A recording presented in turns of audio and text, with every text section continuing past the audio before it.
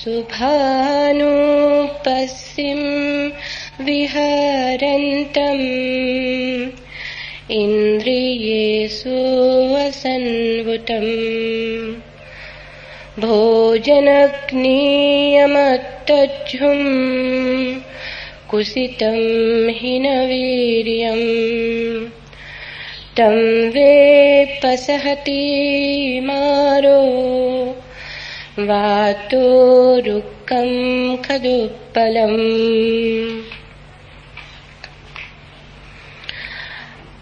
अशुभानुपस्सिन्नं विहरन्तम् इन्द्रियेषु सुसन्वृतं भोजनग्नि च मतन्धुं सत्थं आराधवीर्यम् तं वेन्नपसहति मारो वातो शैलं वपपतम् अनिक्कसावोकासावं यो वत्थं परिदेहस्सति अपेतो दमसच्चेन न सकासावमर्हति असारे सारमतिनो सारे चासारदस्सिनो ते सारं नाधिगच्छन्ति मिथ्या संकप्पगोचरा सारञ्जज सारतो छत्वा असारञ्ज सारतो ते सारम् अधिगच्छन्ति समासङ्गप्पगोचरा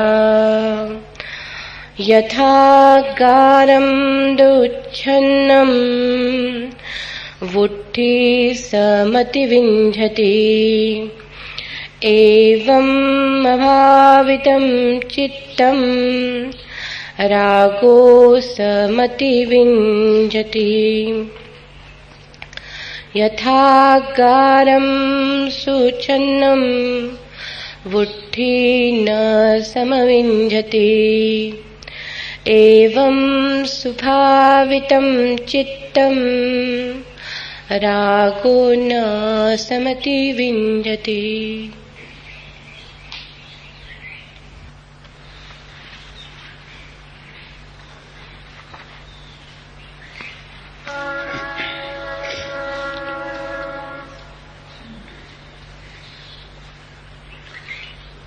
गौतम बुद्ध दार्शनिक नहीं, मेटाफिजिक्स और परलोक के प्रश्नों में उनकी जरा भी रुचि नहीं है। उनकी रुचि है मनुष्य के मनोविज्ञान में, उनकी रुचि है मनुष्य के रोग में और मनुष्य के उपचार में। बुद्ध ने जगत को एक उपचार का शास्त्र दिया है। वे मनुष्य जाति के पहले मनोवैज्ञानिक हैं। इसलिए बुद्ध को समझने में ध्यान रखना, सिद्धांत या सिद्धांतों के आसपास तर्कों का जाल उन्होंने जरा भी खड़ा नहीं किया है। उन्हें कुछ सिद्ध नहीं करना है, न तो परमात्मा को सिद्ध करना है न परलोक को सिद्ध करना है। उन्हें तो आविष्कृत करना है, निदान करना है। मनुष्य का रोग कहां है, मनुष्य का रोग क्या है, मनुष्य दुखी क्यों है, यही बुद्ध का मौलिक प्रश्न है। परमात्मा है या नहीं, संसार किसने बनाया नहीं बनाया, आत्मा मरने के बाद बचती है या नहीं, निर्गुण है परमात्मा या सगुण। इस तरह की बातों को उन्होंने व्यर्थ कहा है और इस तरह की बातों को उन्होंने आदमी की चालाकी कहा है। ये जीवन के असली सवाल से बचने के उपाय हैं। ये कोई सवाल नहीं है, इनके हल होने से कुछ हल नहीं होता। नास्तिक मानता है ईश्वर नहीं है तो भी वैसे ही जीता है, आस्तिक मानता है ईश्वर है तो भी उसके जीवन में कोई भेद नहीं। अगर नास्तिक और आस्तिक के जीवन को देखो तो तुम एक सा पाओगे, तो फिर उनके विचारों का क्या परिणाम है। परलोक है या नहीं, इससे तुम नहीं बदलते। और बुद्ध कहते हैं जब तक तुम न बदल जाओ तब तक समय व्यर्थ ही गंवाया। बुद्ध की उत्सुकता तुम्हारी आंतरिक क्रांति में है। बुद्ध बार बार कहते थे कि मनुष्य की दशा उस आदमी जैसी है जो एक अनजानी राह से गुजरता था और एक तीर आके उसकी छाती में लग गया। वो गिर पड़ा है, लोग आ गए, लोग उसका तीर निकालना चाहते हैं, लेकिन कहता है ठहरो, पहले मुझे ये पता चल जाए कि तीर किसने मारा। ठहरो, पहले मुझे ये पता चल जाए कि तीर उसने क्यों मारा। ठहरो, मुझे ये पता चल जाए कि तीर आकस्मिक रूप से लगा है या सकारण। ठहरो, मुझे ये पता चल जाए कि तीर विष बुझा है या बिन विष बुझा। बुद्ध ने कहा वह आदमी दार्शनिक रहा होगा, वो बड़े ऊंचे सवाल उठा रहा है। लेकिन जो लोग इकट्ठे थे उन्होंने कहा यह सवाल तुम पीछे पूछ लेना, पहले तीर निकाल लेने दो, अन्यथा पूछने वाला मरने के करीब है। उत्तर भी मिल जाएंगे तो हम किसे देंगे। और अभी इन प्रश्नों की कोई आत्यंतिकता नहीं है, अभी तीर खींच लेने दो।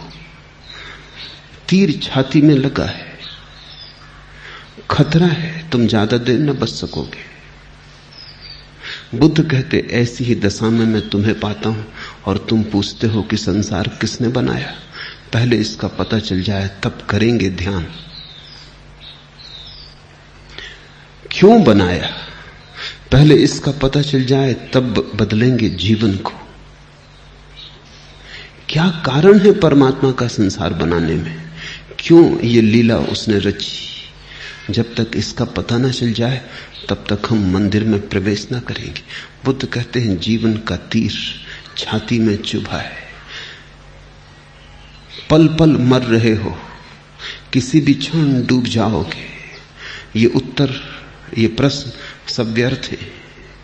अभी तो एक ही बात पूछो कि कैसे ये तीर निकला है। इसलिए बुद्ध की बातें शायद उतनी गहरी न मालूम पड़े जितनी कपिल और कणाद की, कांट और हिगल की, प्लेटो और अरस्तु की, लेकिन ज्यादा यथार्थ है, ज्यादा वास्तविक है। और गहराई का करोगे क्या अगर गहराई झूठी हो और शब्दों की हो। असली सवाल यथार्थ को समझना है। बुद्ध पहले मनुष्य हैं जिन्होंने परमात्मा के बिना ध्यान करने की विधि थी, जिन्होंने परमात्मा की मान्यता को ध्यान के लिए आवश्यक न माना, और न केवल परमात्मा की बल्कि आत्मा की धारणा को भी ध्यान के लिए आवश्यक न माना। उन्होंने कहा ध्यान तो स्वास्थ्य है, तुम स्वस्थ हो सकते हो, फिर शेष तुम खोज लेना, मैं तुम्हें रोग से मुक्त करने आया हूं। इसलिए बुद्ध को तुम एक मनस चिकित्सक की भांति देखना। वे धर्मगुरु नहीं, धर्मगुरु मान लेने से बड़ी भ्रांति हो गई, तो लोग उन्हें दूसरे धर्मगुरुओं के साथ गिन देते। वे धर्मगुरु जरा भी नहीं है। कहीं परमात्मा की धारणा के बिना कोई धर्म हो सकता है, कहीं आत्मा की धारणा के बिना कोई धर्म हो सकता है। तत्व की तो कोई बुद्ध ने बात ही नहीं की, तथ्य की बात की। उन मन जैसा यथार्थवादी खोजना मुश्किल है। और उन्होंने मनुष्य की असली तकलीफ को पकड़ा और कहा यह तकलीफ सुलझ सकती। उन्होंने 4 आर्य सत्यों की घोषणा की कि मनुष्य दुखी है। इसमें किसको संदेह होगा? इसका कौन विरोध करेगा? मनुष्य दुखी है। मनुष्य के दुख का कारण है। ठीक बुद्ध वैसे ही बोलते हैं जैसा वैज्ञानिक बोलता है, दुख का कारण है। क्योंकि अकारण कैसे दुख होगा? पैर में पीड़ा हो तो कांटा लगा होगा, सिर दुखता हो तो कारण होगा। पीड़ा है तो अकारण कैसे होगी? पीड़ा का कारण है। तो बुद्ध ने कहा पहला आर्य सत्य कि मनुष्य दुख में है, दूसरा आर्य सत्य कि दुख का कारण है, और तीसरा आर्य सत्य कि दुख के कारण को मिटाया जा सकता है, और चौथा आर्य सत्य कि एक ऐसी भी दशा है जब दुख नहीं रह जाता।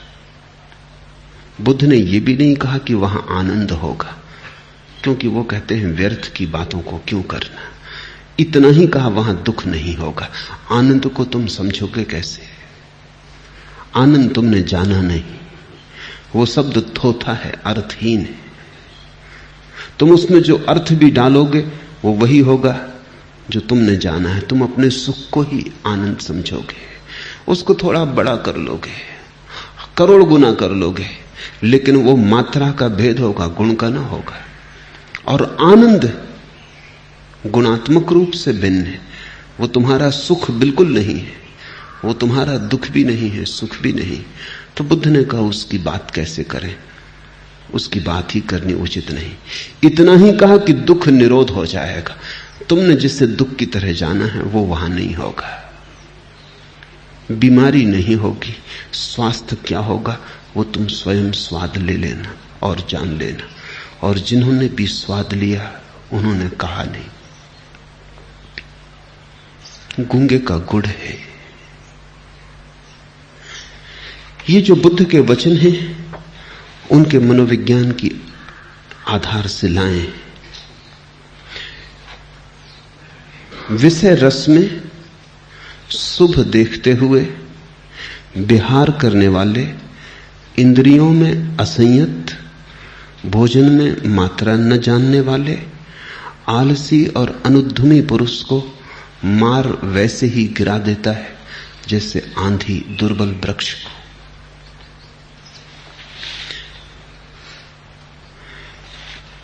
विषय रस में शुभ देखते हुए जो जीता है वह निरंतर दुख में गिरता है। इस बात को विस्तार से समझ लेना जरूरी है, क्योंकि समस्त योग और समस्त अध्यात्म इसी बात की समझ पर खड़ा होता है। विषय में रस मालूम होता है। रस विषय में है या मनुष्य की अपनी धारणा में? कभी कुत्ते को देखा, सूखी हड्डी को चूसता है और रस पाता है। सोचता है सूखी हड्डी से लहू निकल रहा है। लहू निकलता नहीं, सूखी हड्डी में कहां लहू। लेकिन सूखी हड्डी मुंह में चबाता है तो उसके मुंह से ही लहू बहने लगता है। सूखी हड्डी गड़ती है, चोट करती है मुंह में, लहू निकल आता है। उस लहू को वो पीता है और सोचता है हड्डी से रस मिल रहा है। लेकिन कुत्ते को समझाओ, समझेगा ना। उसने कभी भीतर प्रवेश करके देखा नहीं कि सूखी हड्डी से कैसा रस निकलेगा। सूखी हड्डी रसहीन है, और अगर रस निकल रहा है तो कहीं मुझसे ही निकलता होगा। मैंने सुना है कि एक सर्दी की सुबह एक कुत्ता एक वृक्ष के नीचे धूप ले रहा और विश्राम कर रहा है। उसी वृक्ष के ऊपर जगह बनाए बैठी है एक बिल्ली, और वो भी सुबह की झपकी ले रही। उसको नींद में बड़े प्रसन्न होते देख के कुत्ते ने पूछा कि मामला क्या है, तो बड़ी आनंदित मालूम होती है। उस बिल्ली ने कहा कि मैंने एक सपना देखा, बड़ा अनूठा सपना, कि वर्षा हो रही है, पानी नहीं गिर रहा, चूहे गिर रहे हैं। कुत्ते ने कहा, ना समझ बिल्ली, ना समझ कहीं की, मूढ़, न शास्त्र का ज्ञान, न पुराण पढ़े, न इतिहास का पता। शास्त्रों में कभी भी ऐसा उल्लेख नहीं। हाँ, कई दफा वर्षा हुई, सूखी हड्डियां जरूर बरसी, चूहे कभी नहीं। लेकिन वो कुत्तों का शास्त्र है। बिल्ली के शास्त्रों में चूहों के बरसने का ही उल्लेख है। कुत्ते को सूखी हड्डी में रस है, इसलिए उसके पुराण सूखी हड्डियों के पास निर्मित होंगे। बिल्ली को चूहे में रस है, तो निश्चित ही चूहे में कुछ ऐसा नहीं है जिसके कारण बिल्ली को रस है। बिल्ली में ही कुछ ऐसा है जो चूहे में रस है। कुत्ते में ही कुछ ऐसा है जो हड्डी में रस है।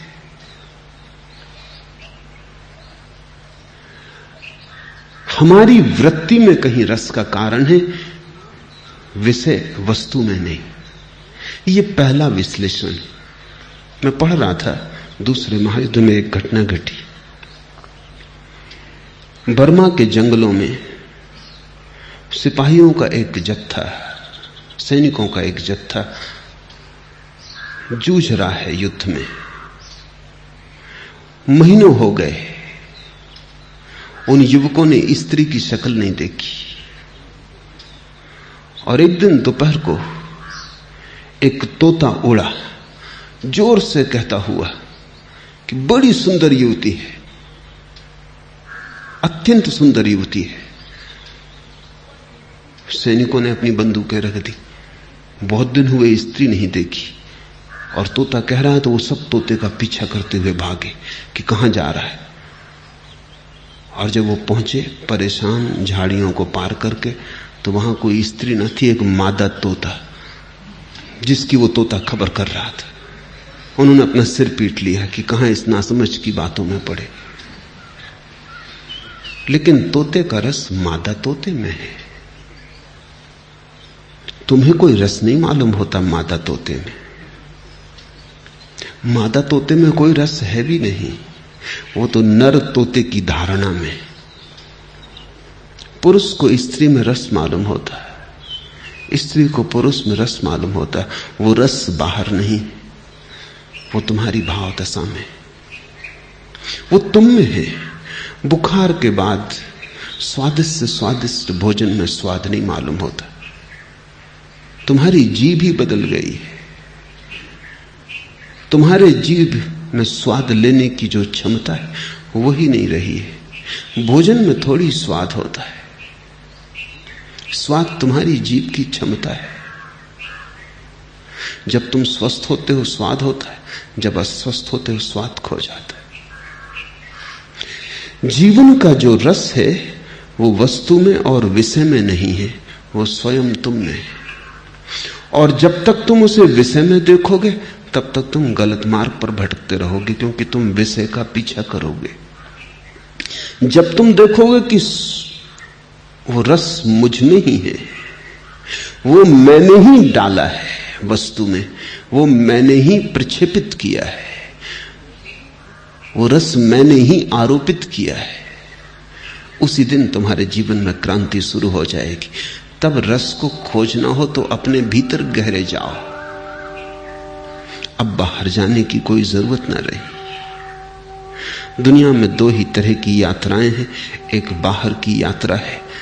अधिक लोग उसी यात्रा पर जाते हैं क्योंकि उनको दिखता है कि रस बाहर है, हड्डियों में रस मालूम होता है। फिर कुछ लोग जाग जाते हैं और उन्हें दिखाई पड़ता है बाहर तो रस नहीं है, रस मैं ही डालता हूं, मैं ही डालता हूं और मैं ही अपने को भरमा लेता हूं। रस मुझ में है, तो फिर वे अंतर यात्रा पर जाते हैं। उस अंतर यात्रा को ही बुद्ध ने योग कहा है।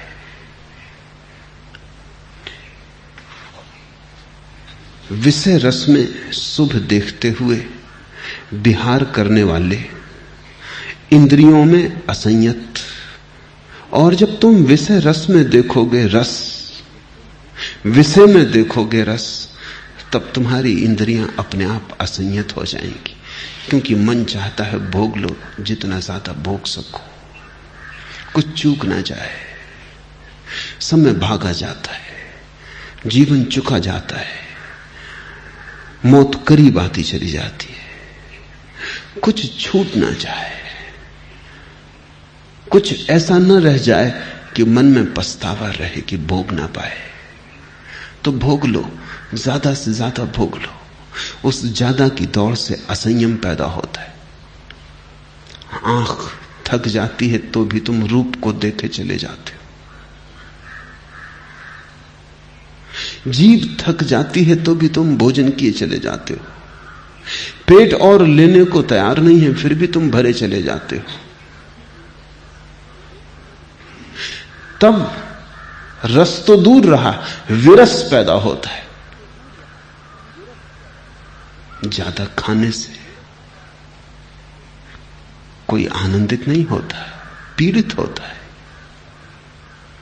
ज्यादा देखने से आंखें सौंदर्य से नहीं भरती, सिर्फ थक जाती, धूमिल हो जाती। ज्यादा दौड़ने से, धन वस्तुएं इकट्ठी करने से भीतर एक तरह की रिक्तता बढ़ती जाती है, कुछ भराव नहीं आता। लेकिन मरते दम तक, आखिरी क्षण तक आदमी भोग लेना चाहता है। मैंने सुना है, हाथ को जुम्बिश नहीं, आंखों में तो दम है। रहने दे अभी सागर और मीना मेरे आगे। मर रहे हो, हाथ नहीं हिल सकता, हाथ को जुम्बिश नहीं, आंखों में तो दम है, अभी देख तो सकता हूं। इसलिए शराब की प्याली को मेरे सामने से मत हटाओ। हाथ बढ़ा के पी भी नहीं सकता आप। रहने दे अभी सागर और मीना मेरे आगे, पर देख तो सकता हूं। मरते दम तक, जब तक आखिरी श्वास चलती है, तब तक भोग का रस बना रहता है, वो छूटता ही नहीं। जवानी चली जाती है, बुढ़ापा घेर लेता है, लेकिन मन जवान ही बना रहता है। मन उन्हीं तरंगों से भरा रहता है जो जवानी में तो संगत भी हो सकती थी। तूफान था, अब तो तूफान भी जा चुका। तूफान के चिन्ह रह गए हैं रेत के तट पर बने, याददाश्त रह गई है, लेकिन याददाश्त भी भरमाती, सपने बनाती। मन में तो व्यक्ति जवान ही बना रहता है। मौत आ जाती है, लेकिन भीतर आदमी जीवन के रस में ही डूबा रहता है। तब दुख न हो तो क्या हो। दुख का अर्थ है जहां नहीं था वहां खोजा। दुख का और क्या अर्थ है? रेत से तेल निकालने की चेष्टा की, आकाश कुसुम तोड़ने चाहे जो थे ही नहीं, खरगोश के सींग खोजे जो थे ही नहीं। दुख का इतना ही अर्थ है जो नहीं हो सकता था उसकी कामना की। फिर हाथ खाली रह जाते हैं, मन बुझा बुझा, सब तरफ विफलता का ढेर लग जाता है, और वही ढेर तुम्हारी कब्र बन जाता है। जब तक विषय में रस है और ऐसा दिखाई पड़ता है कि वहां सुख है, जब तक आंख भीतर नहीं मुड़ी और ये नहीं दिखाई पड़ा कि सुख मैंने डाला है, वो मेरी दृष्टि है, मैं जहां डालूं वहां सुख होगा। और जब मुझे ये समझ में आ जाए कि सुख मुझ में ही है, तो फिर डालने का सवाल क्या, मैं अपने में डूब जाऊं तो महासुख होगा, आनंद होगा। जब तक वैसी घड़ी नहीं घटती तब तक इंद्रियां असंयत होंगी। जब दृष्टि ही भ्रांत है तो संयम नहीं हो सकता। संयम तो संतुलित दृष्टि का परिणाम है। संयम तो सम्यक दृष्टि का परिणाम है।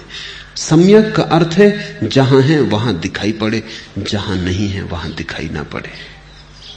तो फिर खोज सार्थक हो जाती, तो उपलब्धि होती, तो सिद्धि होती, तो जीवन में सुख के फूल लगते, तो आनंद का अहोभाव पैदा होता है।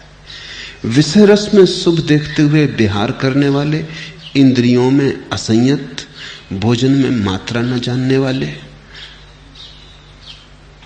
आलसी और अनुद्यमी पुरुष को मार वैसे ही गिरा देता है जैसे आंधी दुर्बल वृक्ष को। मार बुद्ध का शब्द है काम वासना के देवता के लिए। ये शब्द बड़ा अच्छा है, ये राम का बिल्कुल उल्टा है। अगर राम को उल्टा करके लिखें तो मां, फिर बड़े आ की मात्रा और फिर रा, ठीक उल्टा हो जाए तो मार हो जाता। मार बुद्ध का शब्द है काम वासना के देवता के लिए। और दो ही चित्त दशाएं हैं, या तो मार से प्रभावित या राम से आंदोलित। या तो तुम भीतर की तरफ चलो तब तुम राम की तरफ चले, या तुम बाहर की तरफ चलो तब तुम मार की तरफ चले। मार उस व्यक्ति को वैसे ही गिरा देता है जैसे आंधी दुर्बल वृक्ष को। काम वासना का देवता शक्तिशाली नहीं, तुम दुर्बल हो। इस बात को ठीक से स्मरण रखो। काम वासना का देवता शक्तिशाली नहीं है, और अगर तुम गिर गए हो तो उसकी शक्ति के कारण नहीं गिरे हो, तुम गिरे हो अपनी दुर्बलता के कारण। जैसे कि कोई सूखा जड़ से टूटा वृक्ष दुर्बल हुआ, दीन जर्जर हुआ, वृद्ध हुआ, आंधी में गिर जाता है। आंधी ना भी आती तो भी गिरता है। आंधी तो बहाना है, आंधी तो मन समझाने की बात है, क्योंकि ऐसे ही गिर गए बिना किसी के गिराए तो चित्त को और भी पीड़ा होगी। ना भी आंधी आती तो वृक्ष गिरता ही, अपनी ही दुर्बलता गिराती है, दूसरे की सबलता का सवाल नहीं है। क्योंकि वस्तुतः वहां कोई वासना का देवता खड़ा नहीं है जो तुम्हें गिरा रहा है, तुम ही गिरते हो, अपनी दुर्बलता से गिरते हो। और आदमी दुर्बल कैसे हो जाता है? जो जहां नहीं है वहां खोजने से धीरे धीरे अपने पे आस्था खो जाती। व्यर्थ में सार्थक को खोजने से और न पाने से आत्मविश्वास डिग जाता है, पैर लड़खड़ा जाते हैं। और जीवन भर असफलता हाथ लगती हो तो स्वाभाविक है कि भरोसा नष्ट हो जाए और आदमी डरने लगे, कपने लगे। पैर उठाए उसके पहले ही जानने लगेगा कि मंजिल तो मिलनी नहीं है, यात्रा व्यर्थ है। क्योंकि हजारों बार यात्रा की और कभी कुछ हाथ लेकर लौटा नहीं, हाथ खाली के खाली रहे। आलसी और अनुद्यमी। आलस्य असंयत जीवन का परिणाम है।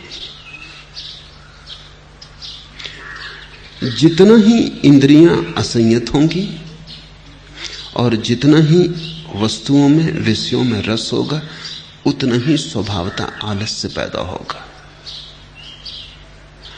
आलस इस बात की खबर है कि तुम्हारी जीवन ऊर्जा एक संगीत में बंधी हुई नहीं है। आलस इस बात की खबर है कि तुम्हारी जीवन ऊर्जा अपने भीतर ही संघर्षरत है। तुम एक गहरे युद्ध में हो, तुम अपने से ही लड़ रहे हो,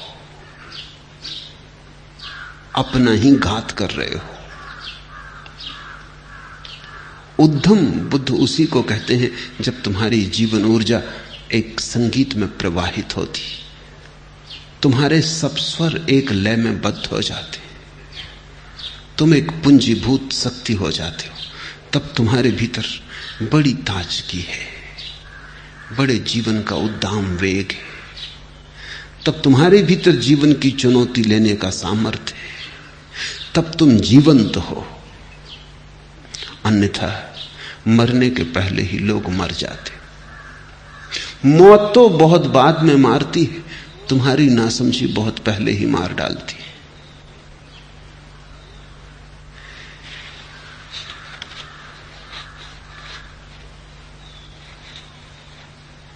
विषय रस में अशुभ देखते हुए विहार करने वाले, इंद्रियों में संयत, भोजन में मात्रा जानने वाले, श्रद्धावान और उद्यमी पुरुष को मार वैसे ही नहीं डिगाता जैसे आंधी सैल पर्वत को।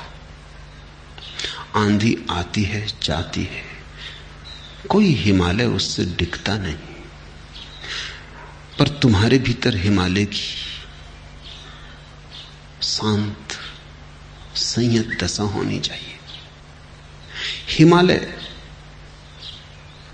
एक प्रतीक है, बहुमूल्य, सैल शिखर। अर्थ केवल इतना है कि तुम जब भीतर अडिग हो, जब तुम्हें कुछ भी डिगाता नहीं, जब तुम ऐसे स्थिर हो जैसे सैल शिखर, आंधी आती है चली जाती है, तुम वैसे ही खड़े रहते हो जैसे पहले थे। तब तो ऐसा होगा कि आंधी तुम्हें और स्वच्छ कर जाएगी, गिराना तो दूर, तुम्हारी धूल झंखार झाड़ जाएगी, तुम्हें और नया कर जाएगी, ताजा कर जाएगी। इसे ऐसा समझो कि तुम राह से गुजरते हो, एक सुंदर युवती पास से गुजर गई।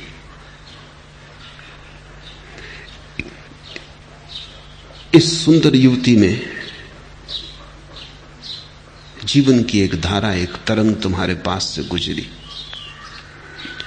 अगर तुम्हारी ऐसी भ्रांति चित्त की दशा है कि रस विषय में है, तो तुम कब चाहोगे? तो ये स्त्री का गुजर जाना या पुरुष का गुजर जाना तुम्हें ऐसे कपा जाएगा जैसे कि कोई सूखे मरते हुए वृक्ष को आंधी कपा जाए, गिरने गिरने को हो जाए या गिर ही जाए। तब तुम पाओगे कि यह घटना दुर्भाग्यपूर्ण हो गई।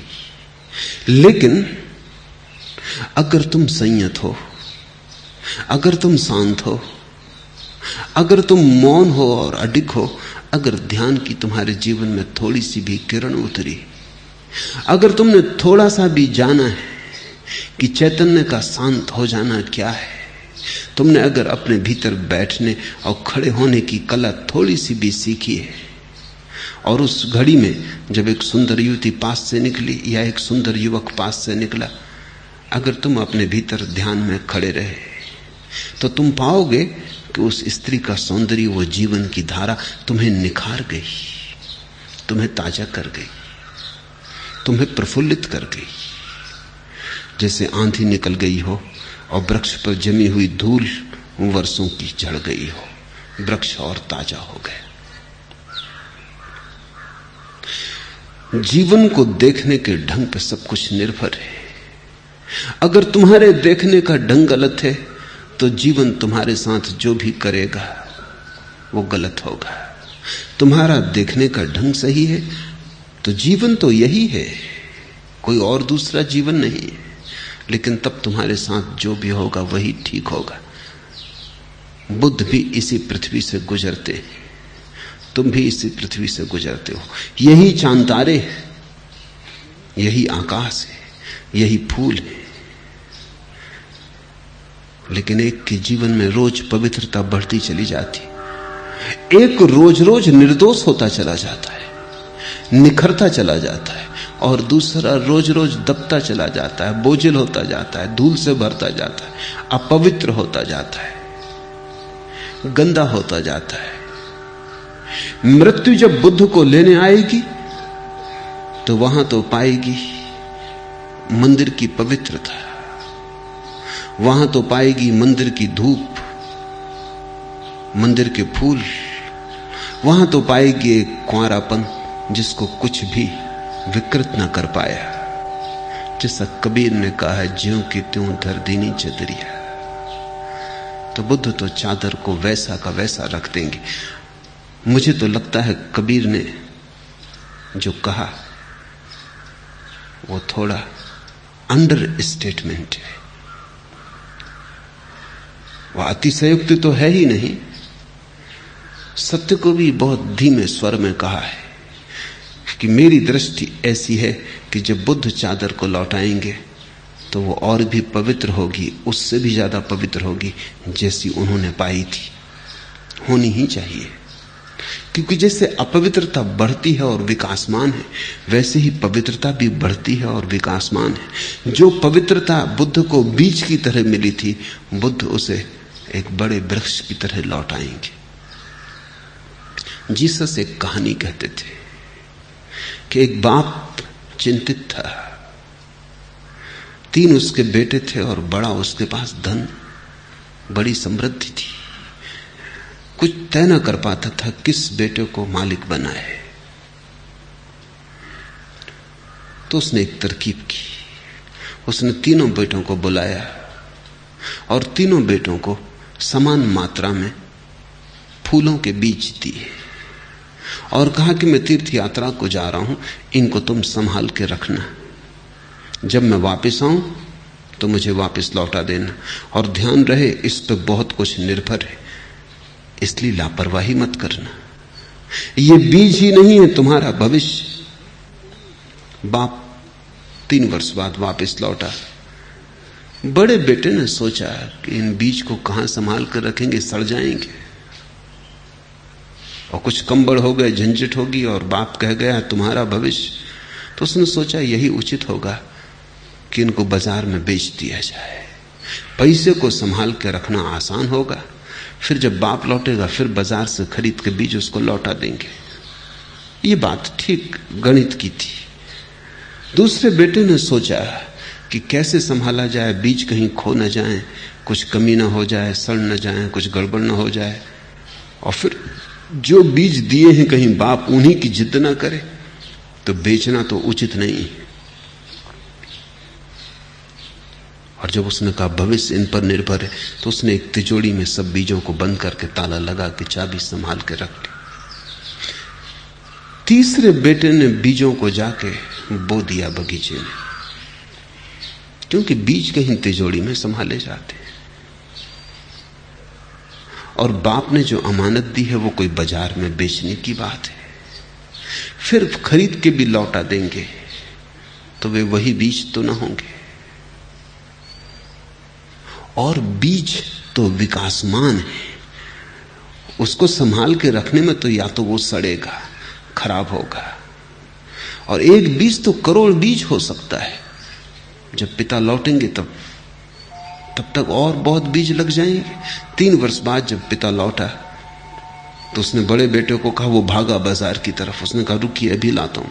वो बाजार से बीज खरीद लाया, ठीक उसी मात्रा में थे, लेकिन बाप ने कहा ये मेरे बीज नहीं, जो मैंने दिए थे वो तुमने कहीं गंवा दिए, ये कोई और बीज होंगे, लेकिन जो मैंने तुम्हें संभालने को दिए थे वे कहां हैं।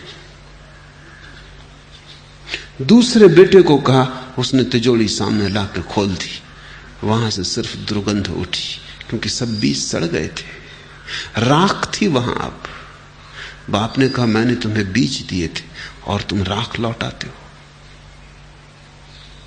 पर बेटे ने कहा ये वही बीज है। बाप ने कहा ये वही नहीं। दूसरे ने तो कम से कम बीज लौटाए हैं, दूसरे बीज हैं, तुम्हारे तो बीज भी नहीं, ये तो राख है। मैंने तुम्हें बीज दिए थे। बीज का मतलब होता है जो अंकुरित हो सके। क्या ये राख अंकुरित हो सकेगी? क्या इसमें फूल लग सकेंगे? तीसरे बेटे को पूछा, बेटे ने कहा आप मकान के पीछे आए, क्योंकि बीज वहां हैं जहां उन्हें होना चाहिए। पीछे करोड़ों फूल खिले थे, और बेटे ने कहा अभी जल्दी फसल आने के करीब है, हम बीज आपको लौटा देंगे, लेकिन हम उतने ही लौटाने में असमर्थ हैं जितने आपने दिए थे, करोड़ गुना हो गए। और उतने ही क्या लौटाना, क्योंकि बीज का अर्थ ही होता है जो बढ़ रहा है, जो प्रतिपल विकासमान है। उसको उतना ही कैसे लौटाया जा सकता है? उसको उतना ही लौटाने का तो पहला उपाय है जो बड़े भाई ने किया, बेच दिया बाजार में, दूसरे खरीद लाया। और वही बीज भी मैं आपको नहीं लौटा सकता हूं, उनकी संतान लौटा सकता हूं, क्योंकि वही बीज तो सड़ जाते। उनके लौटाने का तो ढंग वही है जो मेरे दूसरे भाई ने किया, जिसने आपको राख दी। लेकिन जिन बीजों से सुगंध उठ सकती है, उनको दुर्गंध की शकल में लौटाना मुझे न भाया। ये आपके बीज हैं, आप संभाल लें। ये सारे फूल आपके, थोड़े से बीज करोड़ गुना हो गए थे। नहीं, कबीर ने जो कहा है वो अतिशयोक्ति नहीं। उन्होंने सत्य को बड़े धीमे स्वर में कहा है, ज्यों की त्यों धर दे नीचे दरिया। बुद्धों ने चदरिया को और भी निखार के लौटाया है। जो बीज थी उसको फूल की तरह लौटाया है। पवित्रता बढ़ती है प्रतिपल जैसे अपवित्रता बढ़ती। तुम जिसे संभालोगे वही बढ़ने लगता है। जीवन में कोई चीज रुकी हुई नहीं है, सभी चीजें गतिमान है। जीवन एक प्रवाह है, या तो पीछे की तरफ जाओ या आगे की तरफ जाओ, रुकने का कोई उपाय नहीं। जो जरा भी रुका वो भटका। ये पंक्तियां ध्यान से सुनो। जुस्तजुए मंजिल में एक जरा जो दम लेने, काफिले ठहरते हैं राह भूल जाते। जरा दम लेने, जुस्तजुए मंजिल में एक जरा जो दम लेने।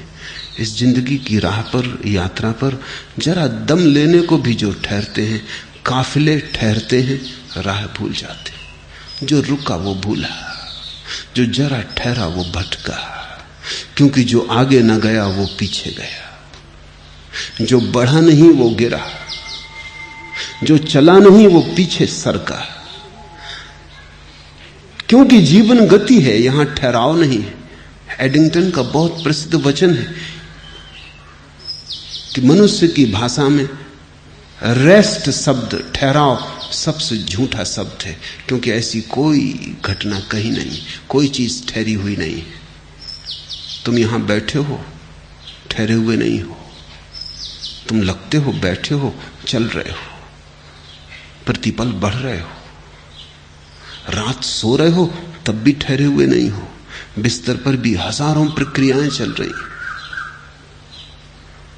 तुम्हारा जीवन गतिमान है।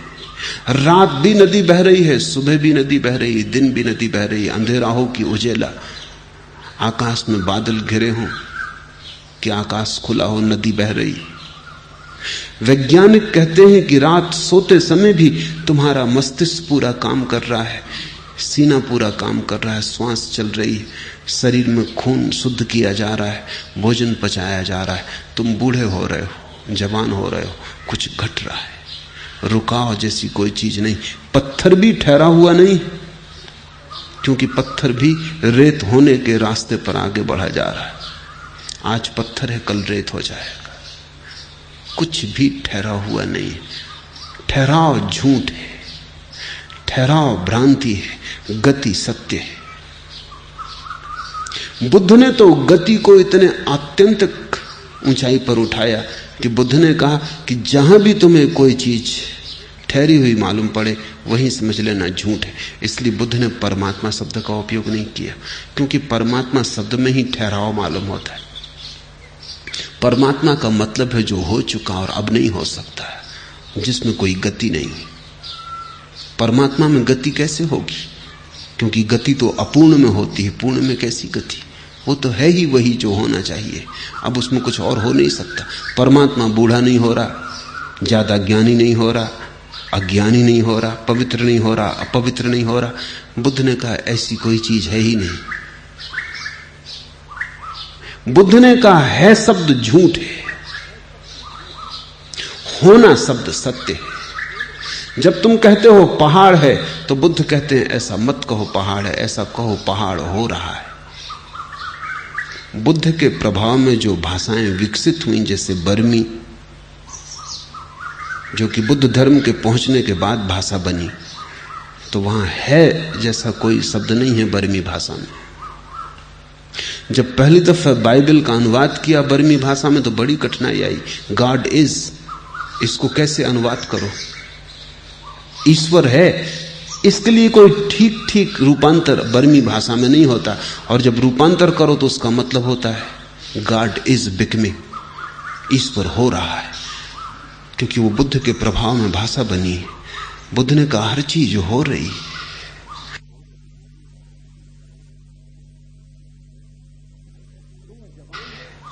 तुम जवान हो ऐसा कहना ठीक नहीं, जवान हो रहे हो। बूढ़े हो ऐसा कहना भी ठीक नहीं, बूढ़े हो रहे हो। जीवन है ऐसा कहना ठीक नहीं, जीवन हो रहा है। मृत्यु है ऐसा कहना भी ठीक नहीं, मृत्यु हो रही है। जगत में क्रियाएं, घटनाएं नहीं। इसलिए बुद्ध ने कहा कोई परमात्मा नहीं, और बुद्ध ने कहा कोई आत्मा भी नहीं है।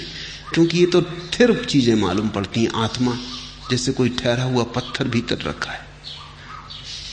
बुद्ध ने कहा ऐसा कुछ भी नहीं, चीजें हो रही। बुद्ध ने जो प्रतीक लिया है जीवन को समझाने के लिए वह है दिए की ज्योति। सांझ को तुम दिया जलाते हो, रात भर दिया जलता है, अंधेरे से लड़ता है। सुबह तुम दिया बुझाते हो, क्या तुम वही ज्योति बुझाते हो जो तुमने रात जलाई थी? वही ज्योति तो तुम कैसे बुझाओगे? वो ज्योति तो करोड़ बार बुझ चुकी। ज्योति तो प्रतिपल बुझ रही है, धुआं होती जा रही है, नई ज्योति उसकी जगह आती जा रही है। रात तुमने जो ज्योति जलाई थी वो सुबह तुम उसे थोड़ी बुझाओगे, उसी की श्रृंखला को बुझाओगे, उसी को नहीं। वो तो जा रही, भागी जा रही है, तिरोहित हुई जा रही आकाश में। नई ज्योति प्रतिपल उसकी जगह आ रही। तो बुद्ध ने कहा तुम्हारे भीतर कोई आत्मा है ऐसा नहीं, चित्त का प्रवाह है। एक चित्त जा रहा है, दूसरा आ रहा है, जिससे दिए की ज्योति आ रही। तुम वही ना मरोगे जो तुम पैदा हुए थे। जो पैदा हुआ था वो तो कभी का मर चुका।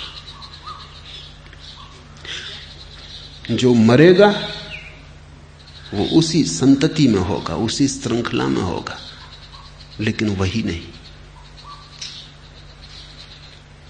ये बुद्ध की धारणा बड़ी अनूठी, लेकिन बुद्ध ने जीवन को पहली दफे जीवंत करके देखा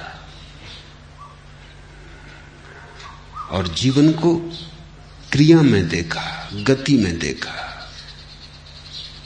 और जो भी आलस में पड़ा है, जो रुक गया है, ठहर गया है, जो नदी ना रहा और सरोवर बन गया, वो सड़ेगा।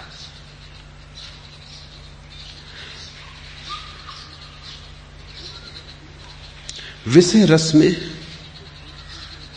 अशुभ देखते हुए विहार करने वाले, इंद्रियों में संयत, भोजन में मात्रा जानने वाले, श्रद्धावान और उद्यमी पुरुष को मार वैसे ही नहीं दिखाता जैसे आंधी सैल पर्वत को।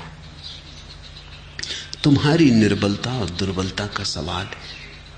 जब तुम हारते हो अपनी दुर्बलता से हारते हो, जब तुम जीतते हो अपनी सबलता से जीतते हो। वहां कोई तुम्हें हराने को बैठा नहीं है, इस बात को ख्याल में ले लो। शैतान है नहीं, मार है नहीं, तुम्हारी दुर्बलता का ही नाम है। जब तुम दुर्बल हो तब शैतान है, जब तुम सबल हो तब शैतान नहीं है। तुम्हारा भय ही भूत है, तुम्हारी कमजोरी ही तुम्हारी हार है। इसलिए ये जो हम बहाने खोज लेते हैं अपना उत्तरदायित्व किसी के कंधे पर डाल देने का, कि शैतान ने भटका दिया, कि क्या करें मजबूरी है, पाप ने पकड़ लिया। कोई पाप है कहीं जो तुम्हें पकड़ रहा है?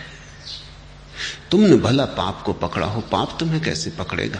तो मार तो केवल एक काल्पनिक शब्द है, इस बात की खबर देने के लिए कि तुम जितने कमजोर होते हो उतना ही तुम्हारी कमजोरी के कारण, तुम्हारी कमजोरी से ही आविर्भूत होता है तुम्हारा शत्रु। तुम जितने सबल होते हो उतना ही शत्रु विसर्जित हो जाता है। सबल होने की कला योग है। कैसे तुम अपने भीतर संयत हो जाओ? तो हर चीज सम्यक होनी चाहिए। इंद्रियों का उपयोग संयम से भरा होना चाहिए। बुद्ध अपने भिक्षुओं को कहते थे, जब तुम राह पे चलो 4 कदम आगे से ज्यादा मत देखो। कोई जरूरत नहीं है। 4 कदम आगे देखना पर्याप्त है, उतना संयम है। लेकिन तुम भी चलते हो रास्ते पर, जिस दीवार पर लिखे हुए इस्तेहार को तुम 1000 बार पढ़ चुके हो, उसको फिर आज पढ़ के आए हो।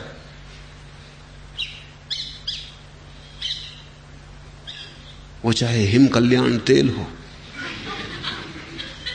या बंदर छाप काला दंत मंजन, उसको तुम कितनी बार पढ़ चुके हो, उसे तुम क्यों बार बार पढ़ रहे हो?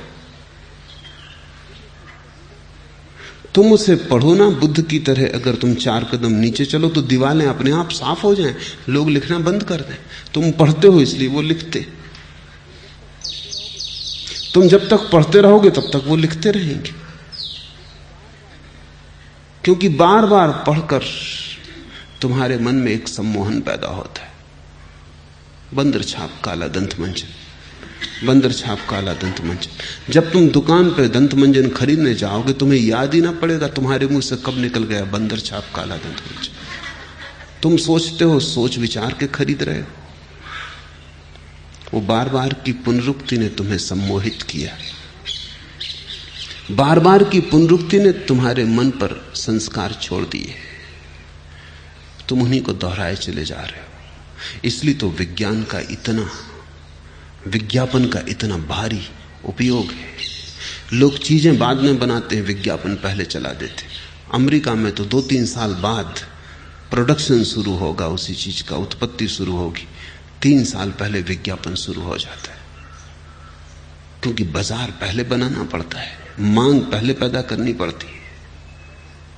और जब मांग पैदा हो जाती तो ही बाजार में सामान लाने की कोई जरूरत है। और आदमी ऐसा पागल है कि किसी भी चीज के लिए उसको तुम खरीदने के लिए राजी कर सकते हो, सिर्फ दीवारों पर, अखबारों में, रेडियो पर, टेलीविजन पर दोहराने की जरूरत है। कुछ भी दोहराओ,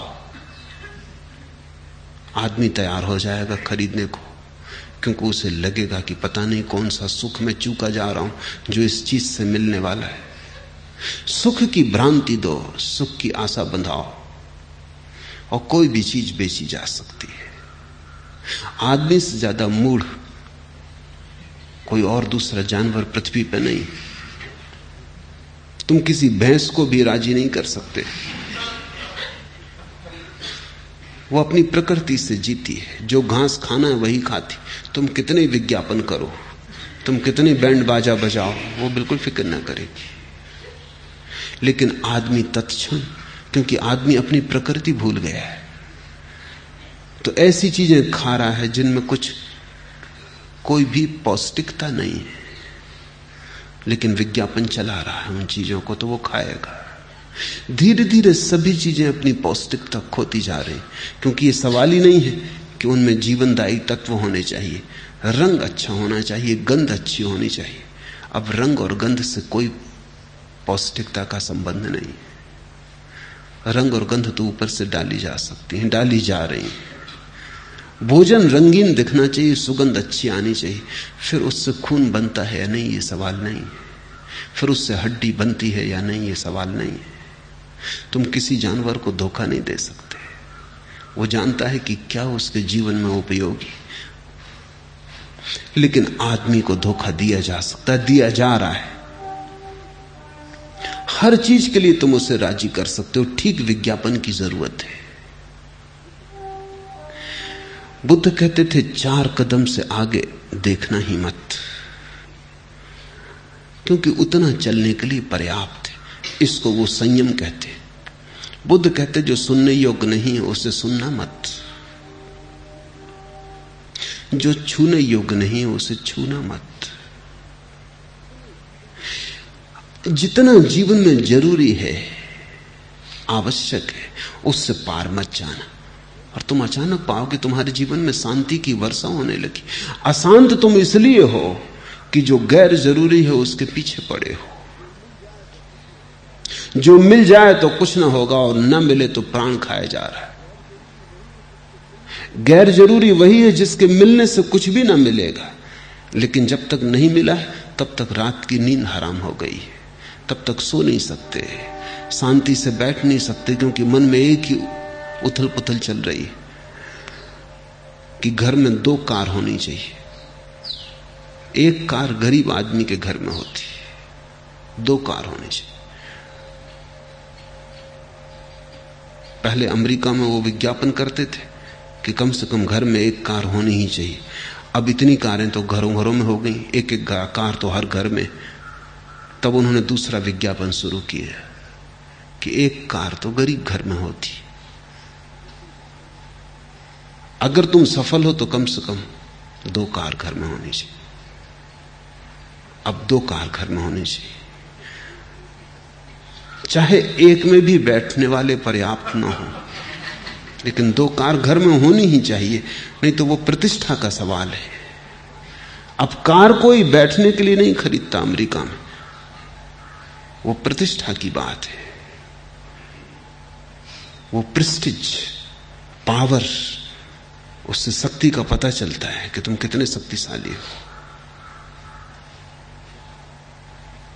अब उन्होंने वहां प्रचार करना शुरू किया है कि अगर तुम सफल हो गए हो तो 1 घर पहाड़ पर,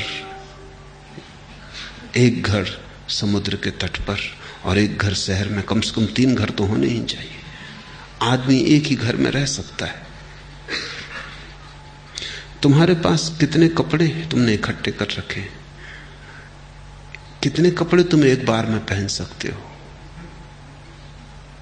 कितने जूते के अंबार लगा रखे तुमने। मैं घरों में ठहरता रहा हूं, कभी कभी दंग होता हूं। भगवान की मूर्ति के लिए जगह नहीं, जूतों के लिए अलमारियां लगा रखी।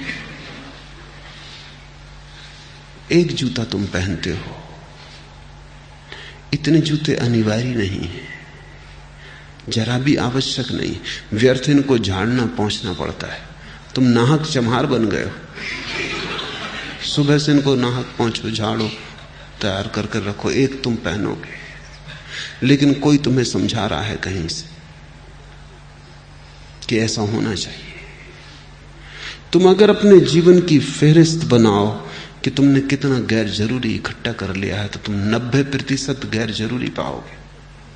और उस 90% के लिए तुमने कितना श्रम उठाया, कितनी चिंता ली, कितने व्याकुल हुए, कितना व्यर्थ जीवन गमाया। और अगर कोई तुमसे कहे ध्यान, इबादत, प्रार्थना, तुम कहते हो समय कहां है?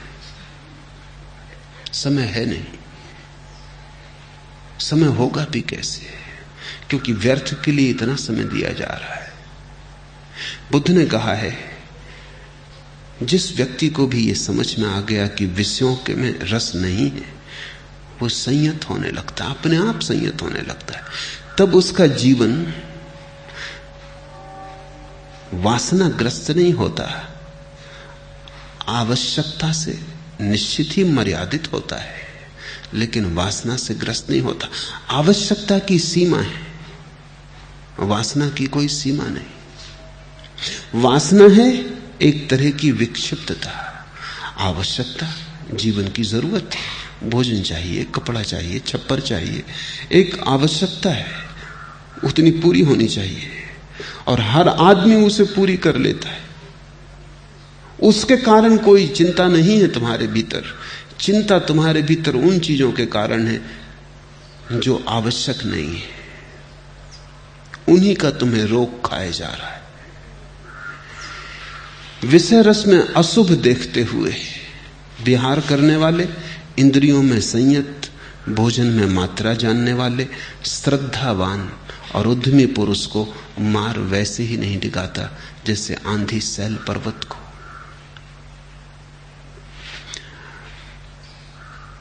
बुद्ध के संघ में बहुत समय तक बुद्ध ने स्त्रियों को दीक्षा न दी।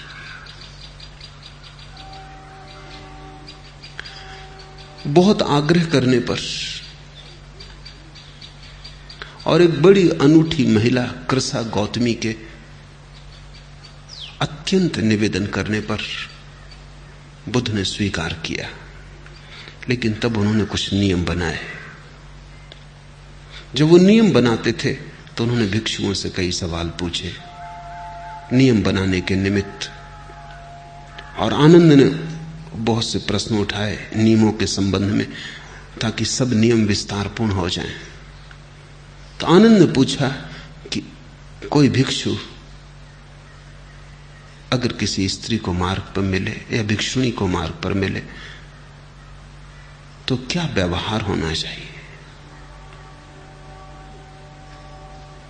तो बुद्ध ने कहा, भिक्षुणी चाहे भिक्षु उम्र में उससे छोटा भी हो तो भी उसे प्रणाम करे। ये बात जरा बुद्ध के मुंह में जमती नहीं। महावीर ने भी यही नियम बनाया कि भिक्षुणी चाहे साध्वी, चाहे 70 साल की हो, चाहे दीक्षा लिए उसे 50 साल हो गए हो, और अभी कल के दीक्षित साधु के सामने भी आ जाए तो झुक के नमस्कार करे, साधु को ऊपर बिठाए, स्वयं नीचे बैठे। ये बात महावीर के मुंह में भी जमती नहीं, क्योंकि दोनों स्वतंत्रता के बड़े, समानता के बड़े परिपोषक थे। जैन और बौद्ध दोनों परेशान रहे कि कैसे इन बातों को छिपाया जाए, वो इनकी चर्चा नहीं उठाते। लेकिन मैं इसमें बड़ा गहरा कारण देखता हूं, क्योंकि बुद्ध और महावीर जब ऐसी बात कहते हैं तो बड़े अर्थ हैं उनके। एक मनुष्य के मन की बड़ी गहरी बात बुद्ध ने पकड़ी। अगर कोई स्त्री पुरुष को सम्मान दे तो फिर पुरुष की वासना उसके प्रति बहनी मुश्किल हो जाती, कठिन हो जाती। अगर कोई स्त्री तुम्हारे पैर छू ले तो फिर वासना असंभव हो जाती, उसने द्वार बंद कर दिया। क्योंकि पुरुष वासना में उसी स्त्री के प्रति झुक सकता है जिसने उसे सम्मान न दिया हो, जिसने उसे आदर न दिया हो। क्योंकि वासना में झुकने का मतलब है पुरुष खुद अपनी ही आंखों में अपने से नीचे गिरता है। इसलिए वेश्या के साथ तुम जितने वासना का संबंध बना सकते हो, किसी और के साथ नहीं बना सकते, क्योंकि उसके नीचे सामने नीचे गिरने में कोई डर नहीं है, उसने कभी तुम्हें कोई आदर दिया नहीं। बुद्ध और महावीर ने दोनों ने पुरुष के अहंकार को पकड़ लिया ठीक जगह, कि उसका अहंकार ही अगर रुक जाए तो ही रुक सकेगा, अन्यथा वासना का प्रवाह हो जाएगा। अगर कोई स्त्री तुम्हें बहुत सम्मान से चरण छू ले तो उसने तुम्हें इतना सम्मान दिया कि अब तुम्हें इस सम्मान की रक्षा करनी पड़ेगी। अब तुम्हें ऐसा व्यवहार करना पड़ेगा जिसमें उसका दिया गया सम्मान खंडित ना हो।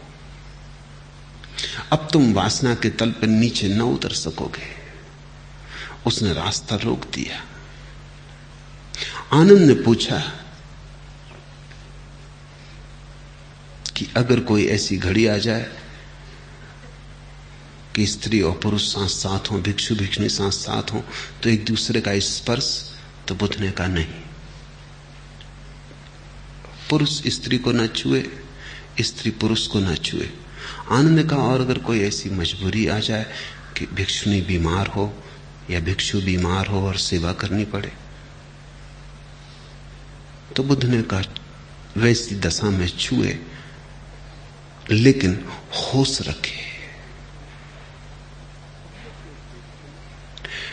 पहले तो देखे ना, अगर देखना पड़े तो छुए ना, अगर छूना पड़े तो मूर्छा में ना रहे, होश रखे, भीतर जागा रहे। क्योंकि मनुष्य के मन की जो वासनाएं हैं उनकी आदत तो बड़ी प्राचीन है और होश बड़ा नया है। ध्यान तो अभी साधा है, साधना शुरू किया है, और वासना बड़ी प्राचीन है, जन्मों जन्मों की है। उसके संस्कार बड़े गहरे हैं और जरा सा भी का प्रभाव शुरू हुआ है। अगर जागे ही रहो, अगर भीतर होश को रखो, तो ही संभव है कि धीरे धीरे पुरानी परिपाटी टूटे, पुरानी लीक मिटे, नया रास्ता बने। मार के साथ संबंध पुराने, राम के साथ संबंध बनाने। जो असार को सार समझते हैं और सार को असार, वे मिथ्या संकल्प के भाजन लोग सार को प्राप्त नहीं होते। अगर तुमने सार को असार समझा है असार को सार समझा है। अगर ऐसी विपरीत तुम्हारी बुद्धि है, सोचते रहो। इसलिए तो एक बहुत मजे की घटना जीवन में घटती। वो घटना यह है कि जब तक तुम्हें धन नहीं मिलता तब तक पता नहीं चलता कि धन आसार है। जब मिलता है तब पता चलता है। ठीक भी है, क्योंकि जब तक मिला नहीं तब तक पता कैसे चले? तब तक तो तुम्हें सार दिखाई पड़ता है। जब मिल जाता है तब बड़ी मुश्किल खड़ी होती, क्योंकि जिसको सार मान के इतने दिन खोजा, इतना श्रम उठाया, इतनी स्पर्धा की, इतने जूझे, इतना जीवन गमाया, वो जब मिलता है तब अचानक तुम हैरान हो जाते हो कि सार तो कहीं भी नहीं। फिर भला तुम दूसरों से ना उतना की को भी नहीं चलता। जिनको तुम पंडित कहते हो उनको जितने अपने अज्ञान का बोध होता है किसी को भी नहीं होता। कहें भला ना, कहने के लिए हिम्मत चाहिए, कहने के लिए बड़ा दुस्साहस चाहिए, क्योंकि कहने का मतलब यह होगा कि मैं अपने पूरे जीवन को व्यर्थ घोषित करता हूं कि अब तक मैंने जो खोजा, जो मैंने श्रम उठाया, वो 2 कौड़ी का साबित हुआ, मैं गलती में था। बड़ा मुश्किल होता है ये मानना कि मैं गलती में था, और सफलता के शिखर पर मानना तो अहंकार के बिल्कुल प्रतिकूल हो जाता है। लेकिन यही कथा है। असफल ही सोचता है कि सार होगा धन में, सार होगा पद में। जो पद पर देखने की क्षमता हो तो हर सफल आदमी में तुम असफलता को पाओगे, और हर आदमी की यश कीर्ति में तुम बड़ा संतप्त हृदय पाओगे, रोता हुआ हृदय पाओगे। मुस्कुराहटों में अगर झांकने की क्षमता आ जाए तो तुम छिपे हुए आंसू देख पाओगे। जो असार को सार समझते हैं और सार को असार, वे मिथ्या संकल्प के भाजन लोग सार को प्राप्त नहीं होते, होंगे भी कैसे? जो सार को सार जानते हैं और असार को असार, वे सम्यक संकल्प के भाजन लोग सार को प्राप्त होते हैं। सार क्या है इसे जान लेना आधा पा लेना है। क्या है सार? अब तक जिंदगी में तुमने जो खोजा है उसमें से तुम्हें क्या ऐसा लगता है जो सार कहा जा सके? धन खोज लिया, कल तुम मरोगे वो पड़ा रह जाएगा। जो साथ ना जा सके वो सार कैसे होगा? प्रशंसा पाली, लोगों ने तालियां बजाई और गजरे पहना दिए। गजरे क्षण भर बाद कुंभला जाएंगे, तालियों की आवाज हो भी ना पाएगी और खो जाएगी। और सारी दुनिया भी ताली बजाए तो भी सार क्या होगा? मिलेगा क्या? उससे तुम्हें कौन सी जीवन? उसने भी ताली बजाई वो गाली देगा ही, वो बदला लेगा। जब ताली बजाई थी तो वो कोई प्रसन्नता में नहीं बजा रहा था। लोग दूसरों से अपने लिए ताली बजवाना चाहते हैं, तब प्रसन्न होते हैं। तुम भी जब कोई ताली तुम्हारे लिए बजाता तब तुम प्रसन्न होते हो। जब तुम्हें बजानी पड़ती तुम मजबूरी में बजाते हो। शायद इस आशा में बजाते हो कि हम दूसरों के लिए बजाएंगे तो दूसरे हमारे लिए बजाएंगे। चलो अभी हम तुम्हारे लिए बजा देते हैं, कल तुम हमारे लिए बजा देना। ऐसा पारस्परिक लेन देन चलता है। हम तुम्हारी प्रशंसा कर देते हैं, तुम हमारी कर देना। लेकिन कौन किसी दूसरे की सुख के लिए चेष्टा कर रहा है? लोग अपने सुख की प्रशंसा कई बड़ी देखेंगे किसी उचित समय पर, जब हमारा हाथ ऊपर होगा तुम्हारा नीचे होगा। यहां कौन अपना है? इस जिंदगी का कुल हिसाब इतना है, कुछ हसीन ख्वाब और कुछ आंसू। उम्र भर की यही कमाई है। कुछ सुंदर सपने और कुछ आंसू। उम्र भर की यही कमाई है। सपने देखते रहो, सपनों को संजोते रहो और टूटे सपनों के लिए रोते रहो। इधर टूटे सपने इकट्ठे होते जाते हैं, तुम नए सपने देखते रहो। अतीत तुम्हारा आंसू बनता जाता है, भविष्य कुछ भी पाए नहीं, रेगिस्तान हो गया। आने वाले कल में तुम मरुद्यान बसाए हो। वो भी कल बीता जाता है, वो भी आज हो गया, वो भी कल हो जाएगा, वो भी जा रहा है। मरते वक्त तुम पाओगे पूरा जीवन एक रेगिस्तान की यात्रा थी, लंबी, थकान भरी, धूल धमास भरी, हार, संताप, चिंता सब था, लेकिन और कुछ हाथ ना लगा, धूल हाथ लगी। कुछ अपना नहीं हो पाता, और जो अपना नहीं है वो सार नहीं हो सकता। सार तो वही है जो तुम्हारा हो जाए, तुम्हारे भीतर हो जाए और कभी तुमसे अलग ना हो। आज तुम्हारा है, कल पराया हो जाए, हो ही जाएगा। कल किसी और का था। कोई घर यहां मकान नहीं है, सभी सराएं। कल कोई और ठहरा था, आज तुम ठहरे हो, कल कोई और ठहर जाएगा। दुनिया का एतबार करें तो भी क्या करें, आंसू तो अपनी आंख का अपना हुआ नहीं। अपनी आंख का आंसू भी यहां अपना नहीं होता, और अपना क्या हो सकता है। जिनको हम अपना कहते हैं वो भी अपने नहीं है। अपने अतिरिक्त अपना यहां कुछ भी नहीं। और जो और कुछ भी खोज रहा हो स्वयं को छोड़कर, वो चाहे सारी पृथ्वी की संपदा पाले, सारा साम्राज्य पाले, आखिर में पाएगा हाथ खाली, हृदय एक रोता हुआ भिखारी का पात्र जिसमें कुछ भी न पड़ा। और जीवन ऐसे ही गया। जो जितनी जल्दी जाग जाए उतना समझदार है। बुद्धि की और प्रतिभा की यही कसौटी है कि कितनी जल्दी तुम जागे। और थोड़ी कोई बुद्धि माप है। पश्चिम में बुद्धि माप को नापने का ढंग है, वो बहुत सस्ता है। हमने पूरब में एक अलग ढंग निकाला। कितने जल्दी, जो जितनी जल्दी पहचान लिया उतना ही प्रतिभाशाली है।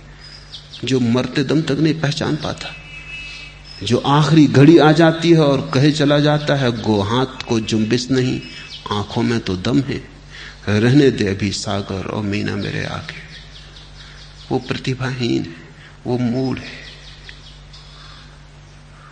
उसमें कोई समझ नहीं है। वो कितना ही समझदार हो दुनिया की नजरों में, वो अपने ही भीतर अनुभव करेगा कि उस समझदारी से उसने दूसरों को धोखा भला दिया हो, अस्तित्व को धोखा नहीं दे पाया। अस्तित्व को प्राप्त होते हैं। पहचान पाने का पहला कदम। हीरा हीरा समझ में आ जाए तो खोज शुरू होती है। पत्थर पत्थर समझ में आ जाए तो छोड़ना शुरू हो गया, छूट ही गया। ठीक को पहचान लेना, महावीर ने सम्यक ज्ञान कहा है। शंकर ने विवेक कहा है। सम्यक दृष्टि, ठीक से देख लेना क्या अपना हो सकता है। अपने अतिरिक्त और कुछ अपना नहीं हो सकता, इसलिए वही खोजने योग्य है। जीसस ने कहा है तुम सारे संसार को पालो और खुद को पानी नहीं घुस पाता है, उसी प्रकार ध्यान भावना से युक्त चित्त में राग नहीं घुस पाता है। राग को तुम छोड़ ना पाओगे, ध्यान को जगाना पड़ेगा। इतनी पहचान पहले तुम्हें आ जाए कि क्या व्यर्थ है और क्या सार्थक, फिर तुम ध्यान को जगाओ। फिर राग को छोड़ने में मत लग जाना, क्योंकि वो भूल बहुतों ने की है। राग को पकड़ो तो भी राग से उलझे रहोगे, राग को छोड़ो तो भी राग से उलझे रहोगे। असली सवाल राग का नहीं है। तो बुद्ध बड़ा ठीक उदाहरण दे रहे हैं, सीधा सरल, कि ठीक से घर के छप्पर पर इंतजाम न किया गया हो, खपड़ेल ठीक से न छाई हो, ध्यान का छप्पर छेद वाला है। इसलिए राग को छोड़ने की फिक्र मत करना। वो तो ऐसे ही होगा कि ठीक से घर छाया हुआ नहीं है, वर्षा आ गई, आषाढ़ का मेघ घिर गए, पानी बरसने लगा और तुम घर का पानी उलीचने में लगे हो। तुम उलीचते रहो पानी, इससे कोई फर्क न पड़ेगा, क्योंकि घर का छप्पर नए पानी को लिए आ रहा है। राग को उलीचने से कुछ भी ना होगा। छप्पर को ठीक से छा लेना जरूरी। इसलिए समस्त प्रज्ञावान पुरुषों का जोर ध्यान पर है। और जो महात्मा तुम्हें साधारणता समझाते हैं कि राग छोड़ो, गलत समझाते हैं। वो तुमसे कह रहे हैं पानी उलीचो, फिर जो थोड़ा पानी बचा रह गया उसे बाहर कर देने में क्या अड़चन होने वाली है। ध्यान जो साध लेता है उसका राग अपने आप मिट जाता है। राग से जो लड़ता है उसका राग तो मिटता है नहीं, ध्यान भी साधना मुश्किल हो जाता है। मेरे पास रोज लोग आते हैं, वो कहते हैं किसी तरह क्रोध चला जाए। मैं उनसे कहता हूं तुम क्रोध की फिक्र मत करो, तुम ध्यान करो। वो कहते हैं ध्यान से क्या होगा, आप तो हमें क्रोध छोड़ने की तरकीब बता दें। ऐसे लोग भी आ जाते हैं, वो कहते हैं हमें ध्यान व्यान से कुछ लेना देना नहीं, हमारा तो मन अशांत है, ये भर शांत हो जाए। अब वो क्या कह रहे हैं उन्हें पता नहीं, अभी कोई प्रयोजन, बस मेरी चिंता मिट जाए। अब ये आदमी ये कह रहा है कि ये जो वर्षा का पानी घर में भर गया, ये भर ना भरे, मुझे खप्पड़ छाने नहीं, मुझे मोक्ष परमात्मा आत्मा से कुछ लेना देना नहीं। अब कुछ भी नहीं किया जा सकता, क्योंकि समझ ही नहीं रहा है कि बीमारी कहां है। धन छोड़ने में मत लगना, ध्यान को पाने में लगना, क्योंकि छोड़ने में जो शक्ति लगाओगे उतनी ही शक्ति से ध्यान पाया जा सकता है। मुफ्त तो छोड़ना भी नहीं होता, उसमें भी ताकत लगानी पड़ती, वो ताकत व्यर्थ गंवा रहे हो तुम। पहला काम है घर के छप्पड़ को ठीक से छा लो।